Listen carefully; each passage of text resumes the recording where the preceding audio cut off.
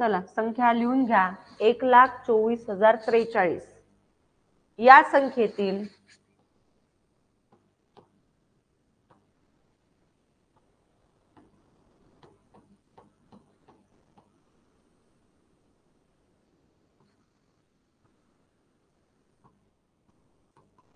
4 या अंकाच्या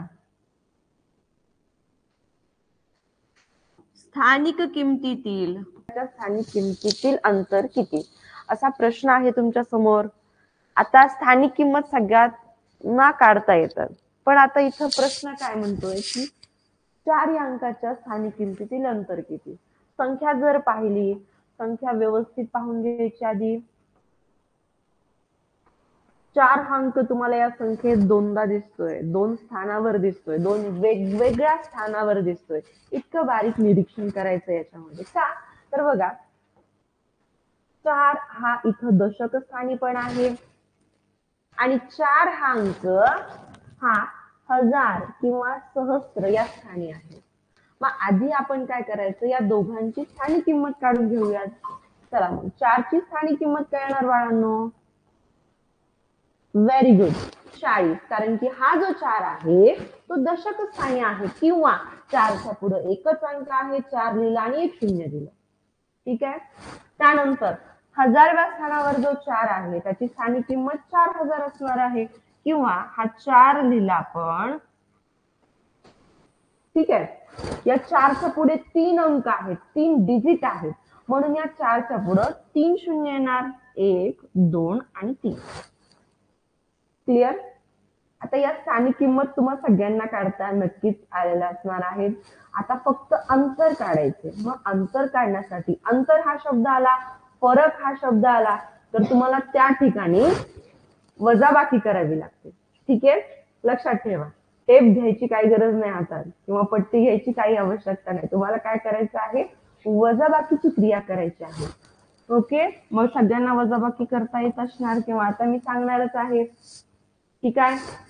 चला, मग 4 ची जो 4 हजारव्या स्थानी आहे किंवा सहस्त्र स्थानी आहे, त्या 4 ची आपण स्थानिक किंमत इथं लिहून घेऊया, जे की आहे 4000. आता फरक किंवा अंतर म्हटलं की वजाबाकी करणार, हे तर निश्चितच आहे. मग वजाबाकी करताना लक्षात ठेवा, मोठ्या संख्येतून लहान संख्या तुम्हाला या ठिकाणी वजा करायची आहे. मग 4000मधनं तुम्हाला हे 40 वजा करावे लागणार आहेत आणि नंतर तुमचं आन्सर येणार आहे. ठीक आहे. 4000मधनं तुम्हाला 40 वजा करायचंय. मग कसं करायचं बघा, लक्ष द्या बाळांनो. आता शून्यामधून शून्य गेला, काय राहणार? शून्यच राहणार. ठीक आहे, शून्यच. आता शून्यामधून तर 4 जाणार नाही. काही विद्यार्थी काय करतात, डायरेक्ट 4 ॲज इट इज खाली येतात. तसं करायचं अजिबात नाही.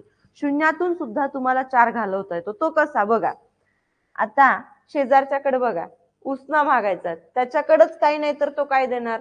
मग याच्याकडे काय नाही, त्याच्या पुढे जा. 4 इथं 4 आहे, तो हातचा उसना देऊ शकतो आपल्याला, कारण की त्याच्या जवळ 4 आहे. ठीक आहे, मग 4 मधून एक हातचा उसना आपण घेऊयात. इथं राहिले 3 शिल्लक, इथं झाले 10, पण याला इथं काही आवश्यकता नाहीये सध्या, म्हणून यानं काय केलं, त्याच्या पुढच्याला दिला हातचा. ठीक आहे, मग याच्याकडे राहिले 9 आणि इथं झाले 10. आता 10 मधून 4 तुम्ही मायनस करू शकता. Very good. किती? 10 मधून 4 गेले तर 6 शिल्लक राहिले. आता 9 मधून काहीच मायनस करायला नाही, आपल्याला वजा करण्यासाठी नाहीये, म्हणून 9 आहे तसं आपण खाली घेऊयात. आणि हा 3ला 3 ॲज इट इज आहे तसं आपण खाली घेऊयात. आणि हे तुमचं असणार आहे अचूक उत्तर. 3960 एवढं अंतर आहे.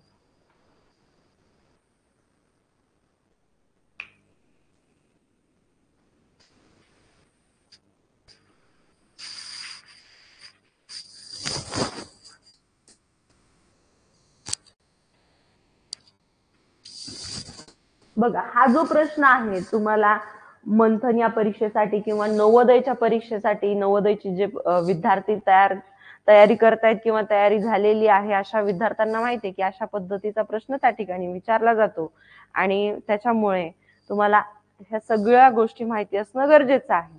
ठीक आहे. चला लिहून झाले सगळ्यांचं? झालं आहे. नेक्स्ट क्वेश्चन देऊ.